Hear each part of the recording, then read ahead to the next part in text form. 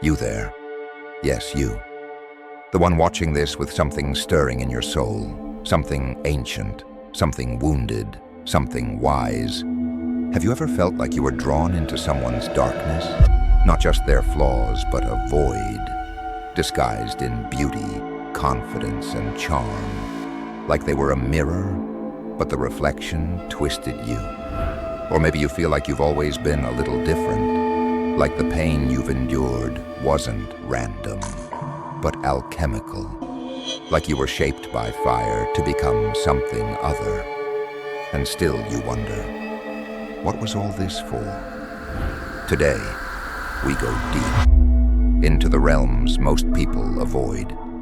Narcissists, the dark Triad, the dark Empath, and the sacred Heyoka, the spiritual trickster, lightning-born, both destroyer and awakener. This isn't about labeling, this is about understanding, about asking the questions that claw at your insides when you're lying awake at night. Are narcissists possessed? Is darkness chosen or inherited? Can the manipulative change? Can we? Is it possible to hold both empathy and shadow inside the same soul? We'll walk through psychology, religion, energy work, and ancient shamanic archetypes. If you've ever been betrayed, drained, or broken by someone who wore a mask, this is for you. And if you've been that mask wearer, but long to transform, stay. Because even in the darkest places, light still speaks. And tonight, it's whispering to you. You've seen them. Maybe you've even loved one. Maybe you've worked for one, dated one, or maybe you were raised by one. They walk among us, radiant, magnetic, even intoxicating. But when the glow fades, the coldness sets in, and the mask slips.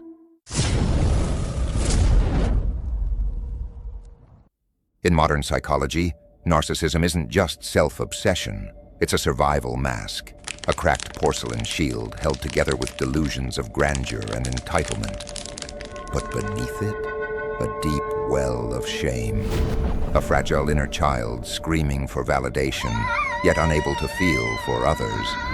But narcissism rarely walks alone. It moves in a pack, what psychologists call the dark Triad. 3 shadows, 1 face. Narcissism, grandiosity, entitlement, hollow charm. Machiavellianism, the chess master of manipulation, cold, calculating, ethics optional. Psychopathy, emotionally numb, thrill-seeking, impulsive, no guilt, no remorse. Together these form a triad of destruction. Think of them as the dark avatars of ego, persuasive, dangerous, and often disguised as leadership or confidence. They crave control, admiration, and chaos. Not because they feel powerful, but because they feel nothing at all. People whisper, are they possessed? It's a chilling thought, but not just myth or metaphor. Across spiritual traditions, this spiritual numbness is well documented. In the beginning, in Christianity, Paul warns us in Ephesians 6:12, we wrestle not against flesh and blood, but against principalities, powers, rulers of the darkness. In Judaism, the Yetzer Hara is the destructive inclination, an inner urge that tempts the soul away from light. In Islam, it's the nafs, the ego in its basest, most chaotic form. And shamans, they speak of soul fragmentation, when trauma shatters the inner world, creating holes, voids, spaces for dark energies to enter, feed, and thrive. These aren't just troubled people. Sometimes they're empty vessels, animated by attention, fueled by drama, possessed by the hunger for control. They may appear charismatic, even spiritual, but listen closely. The laughter doesn't reach their eyes. So what do we do? condemn them, or understand what created them. Keep watching, because next, we'll explore how these shadows are born and what separates the destroyers from the wounded transformers. In myth, look to Narcissus, so entranced by his reflection, he starved beside the water, never realizing the image he loved could never love him back. In scripture, we hear of the unclean spirit returning to the house it left, finding it swept and in order, but empty. So it gathers 7 more wicked than itself, and returns. These aren't just ancient fables. They're mirrors, metaphors that sting, because they reveal something real, something we feel. So let's ask it plainly. Is the narcissist possessed? In Christianity, the Apostle Paul speaks of a reprobate mind, one given over to spiritual delusion, where conscience fades and empathy dies. In the Old and New Testaments, there are repeated warnings, hearts hardened by pride, by sin, by rebellion, hearts that become strongholds, not just for ego, but for something darker. But psychology gives us another lens. The narcissist is not simply evil. Often they are traumatized, abandoned, shamed so deeply, so young, that they split. They built a false self, a grand illusion to survive, and then forgot it wasn't real. But survival at what cost? Now enter shamanic wisdom, where the soul can shatter from trauma. The wounded soul scatters like ash across lifetimes.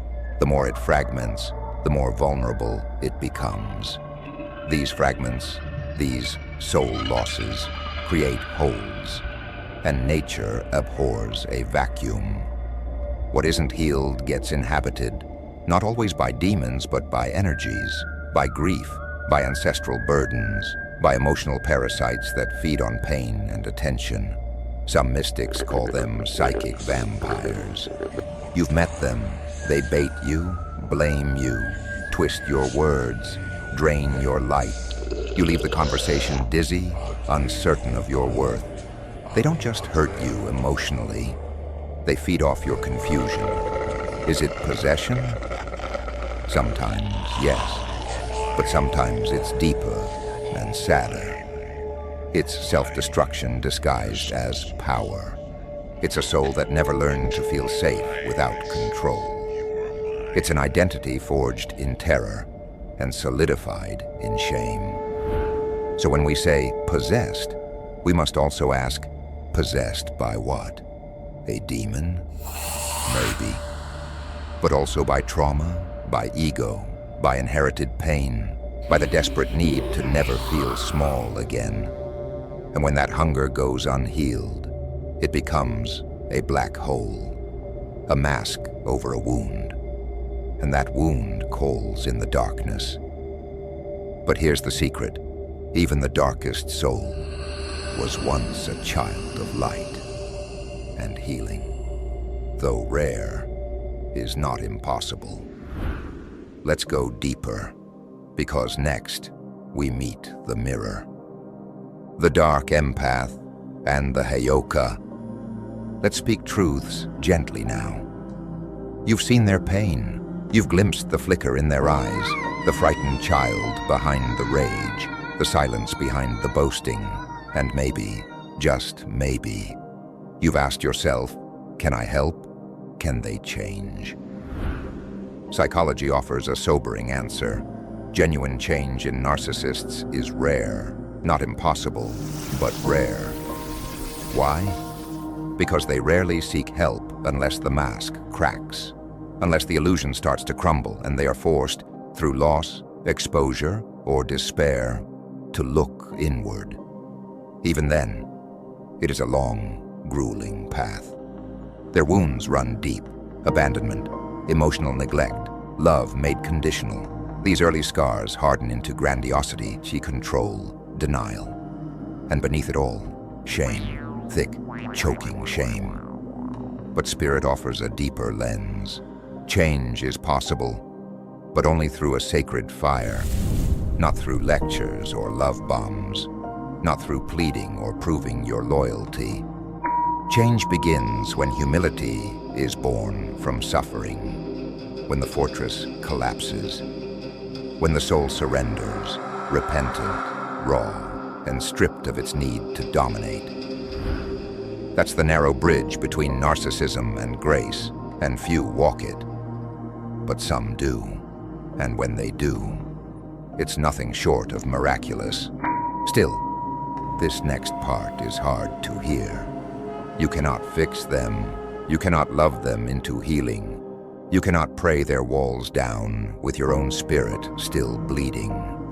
Because sometimes your empathy becomes their fuel, your compassion, their camouflage. So what can you do? Protect your boundaries, bless them from a distance, then return to your center. Focus your healing light here, on you. Because when you heal, when you restore your own soul, your light becomes unshakable. And that light, it radiates, it teaches, it frees. You may not save them, but you will save yourself. And sometimes, that is the most sacred healing of all. Next, we enter the mirror, the paradox, the empath that feels too much, the shadow walker, the dark empath, and the Heyoka. So how does one walk into darkness? Not suddenly, not loudly, but through a series of silent soul-warping moments, when a tender truth is betrayed, when a child's need is ignored, when the mirror reflects pain instead of love. Psychology speaks clearly. Two forces forge the path. One, genetics. Some are born with a predisposition toward low empathy, high impulsivity, a biological inclination toward emotional detachment. Two, environment, where trauma, neglect, emotional incest, or over-idolization create fractures. These wounds aren't always visible. Sometimes the child is praised too much, turned into a symbol rather than seen as a soul. Sometimes the love given was conditional. Earn it, prove it, perform it. And in those cracks, something begins to grow. The false self, a mask. Grandiosity becomes armor. Control becomes safety. Vulnerability, too dangerous to touch. So empathy is slowly exiled, and in its place, numbness. From a spiritual lens, particularly shamanic traditions, this is called soul loss. When the trauma is too great, parts of the spirit fragment and scatter. And what fills the empty space? Other energies, fear, anger, insatiable hunger. They don't always look like demons, but they act like them. This is the breeding ground of the dark triad. Narcissism, Machiavellianism, psychopathy. A persona crafted not in power, but in protection. A being not necessarily born evil, but shaped by emptiness. And then society claps, rewards the mask, applauds the image, praises the performance. Screens replace presence, likes replace love. The persona becomes the brand. The wound becomes the identity. And so, the darkness deepens. But here's the whisper the world often forgets. That same crack where the false self took root is the place where light can enter, where healing can begin. If the mask slips, if the pain is finally faced, and you, who have walked beside such darkness, may not be able to save them, but you can understand, you can protect your light. And in that, you become something the darkness fears. A soul who sees without judgment and loves without losing themselves.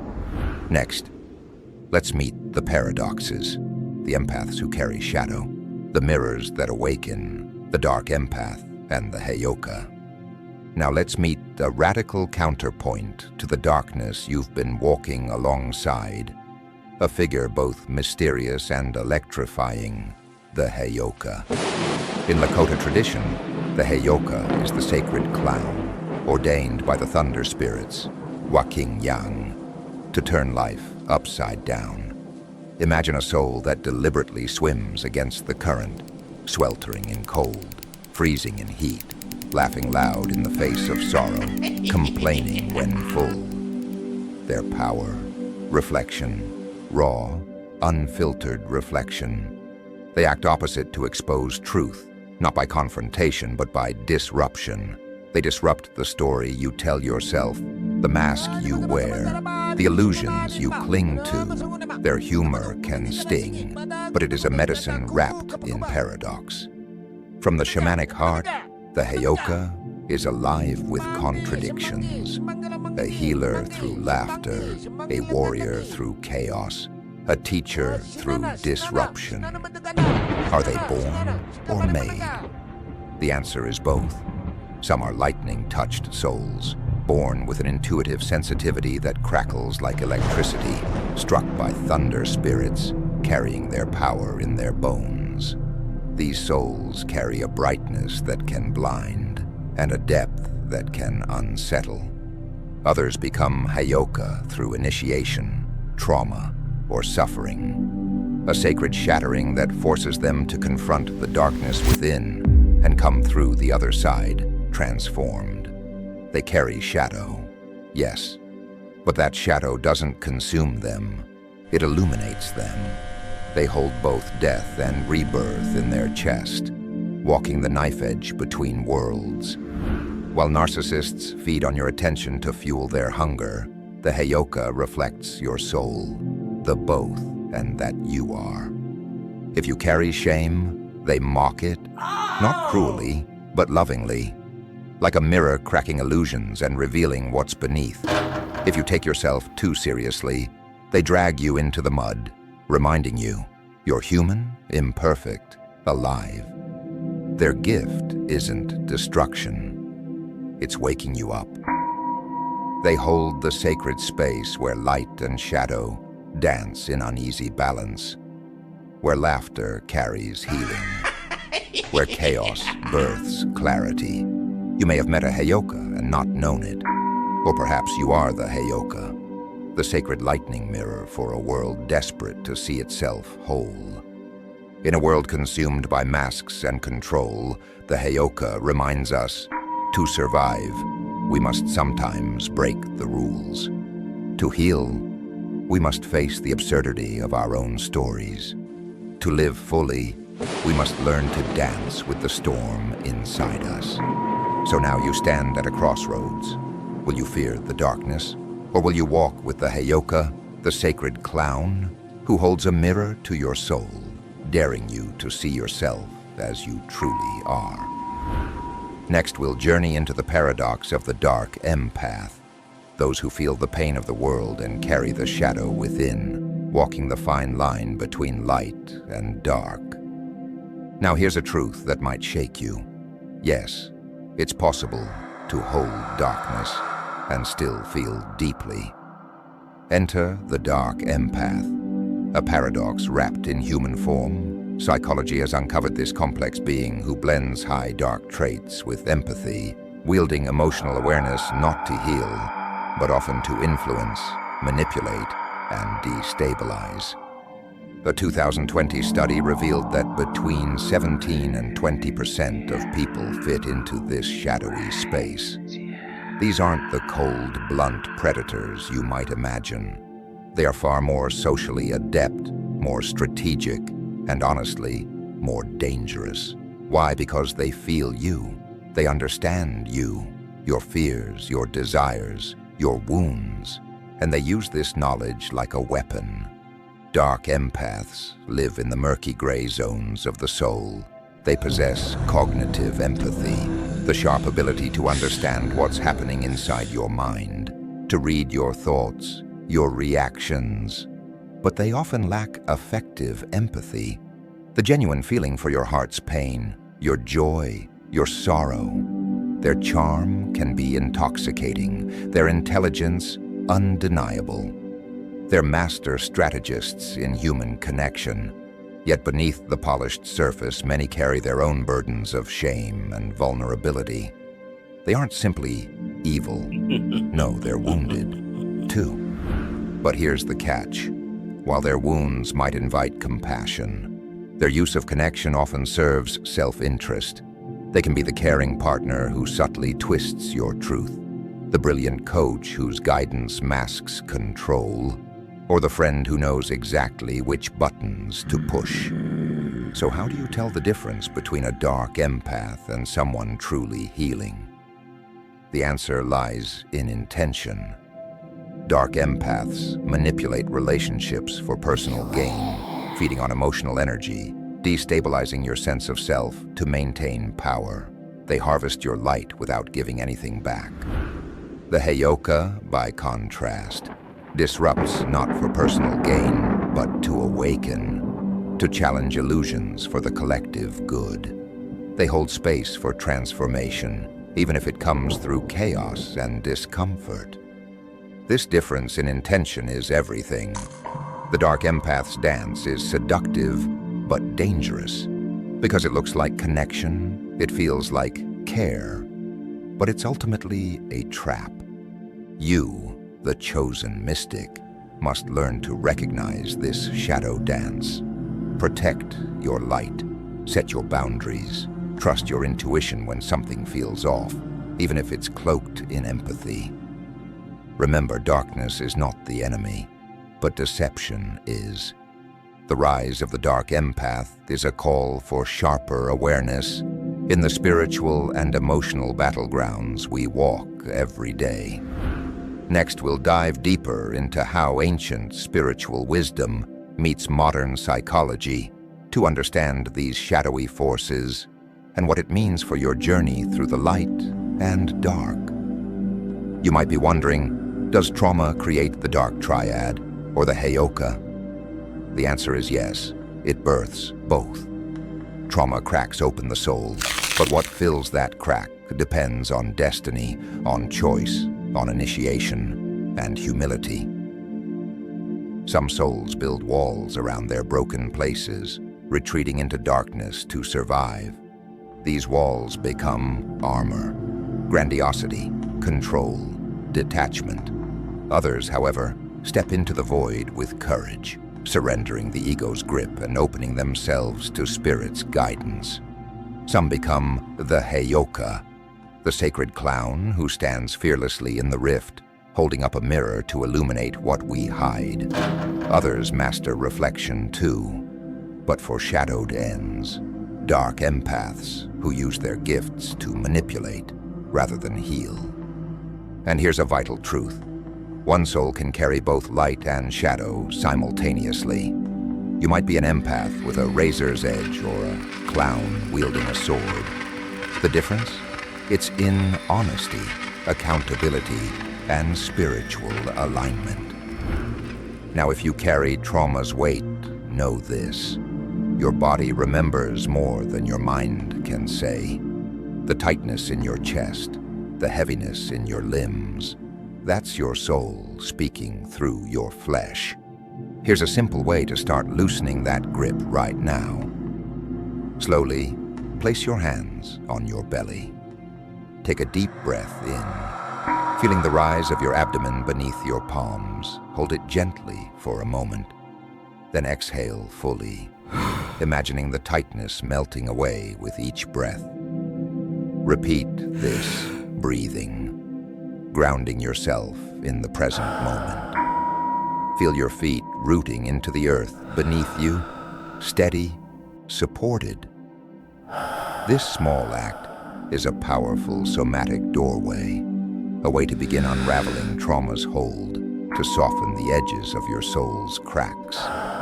Because healing trauma is not just about thought, it's about feeling safe in your body again, reclaiming your energy, and choosing to be both light and shadow, whole, authentic, and alive. This constellation of trauma, Heyoka, and darkness isn't a curse. It's a call to your unique path of transformation. Stay with me. The next step brings us closer to the sacred dance of shadow and light within you. So now, take a deep breath. Really feel it filling your chest, your belly, anchoring you here, right now. And ask yourself, with radical honesty, when you mirror someone, do you do it to heal their wounds, to hold space for growth? Or is it to bind them in chains, to hold their pain against them, or even to trap yourself in old patterns? When you hold power, does it bring you to stillness, to calm presence, to the quiet strength of knowing? Or do you use it to stir the waters, to manipulate, to control the narrative? When you laugh, is your laughter a song to your own soul, a dance with your own imperfections? Or is it sharp, cutting, aimed at another's vulnerability, a weapon wrapped in humor? And when darkness visits you, as it surely will, do you receive it as a teacher, a sacred guide illuminating hidden truths? Or do you raise it up as a shield, hiding behind it to avoid the pain of growth? If you've found yourself hearing these words, know this: you carry light. You were meant to hear this. This moment is no accident. For those of you who have hurt others, there is a path back. Repentance is the gateway. The mask can fall, revealing the soul beneath. For those who've been burned, wounded by the shadows of others, reclaim your power, set your boundaries, heal, discern what nourishes your spirit. And for the healers, the light workers, the psychics, walking this mysterious path, hold your power humbly, mirror fiercely, yes, but with a heart wide open. Share your truth, but with tenderness and care. Let the Heyoka rise within you, the sacred clown who walks the rift, laughing at all pretenses, holding the chaos and the grace in one fierce, beautiful breath. Who are you, truly? The question is yours to answer, alone, yet together. We stand, dancing on the edge of myth. Within you are vast depths, lights and shadows, storm and silence, dark triads and empaths, demon whispers and soul lights. They are threads woven into the eternal tapestry of your being. Look around, you are not alone. Within you flows the strength of ancestors, the guidance of spirits, the wisdom of unseen teachers.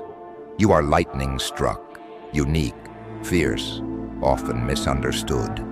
You carry the paradox of chaos and stillness, of power and gentleness. Carry this truth with you. A mirror heals, but only when both healer and healed see their reflection. Go forth with courage. Let your wounds teach you. Let your laughter heal others. Let your boundaries protect your sacred space. And let your heart break wide open, so it may expand beyond what you thought possible. In darkness and in light, you are whole, you are powerful, you are love-born, storm-tossed, spirit-led. And now, wake up. The world awaits your authenticity. If this journey calls to you, deeper support is waiting. On my Patreon, you'll find spiritual guidance, healing meditations, trauma release cheat sheets, and community. Step into your power with tools made just for the chosen and mystics walking this path. Join us, because your light deserves to shine fully. Stay lit